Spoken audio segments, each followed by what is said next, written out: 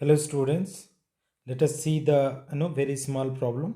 It is a in a pressure cooker. In a pressure cooker, the cooking is faster because why? Because the inside of the pressure cooker, student, the pressure is very high, student. So let us see the correct option. The boiling point of water is raised. Okay, that is correct by the increase of pressure inside the cooker. So correct option is in option number first itself, student. The boiling point water is lower, wrong. More steam available, that is cook the food at 100, wrong. More pressure is available to cook the food at 100 degrees Celsius. Okay, so more pressure available to cook the food at, that is wrong, student. Correct option is option number A. Let us read out the student here answers. The cooking is fast in pressure cooker.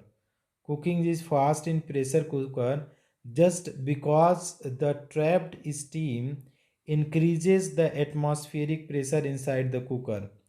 At that pressure, boiling point of water is increased, and this higher temperature cooks food faster. Okay, so that is what the answer is, student. Cooking is faster in pressure cooker just because the trapped steam increases the atmospheric pressure inside the cooker. Okay, so the trapped steam increases the atmospheric pressure inside the cooker.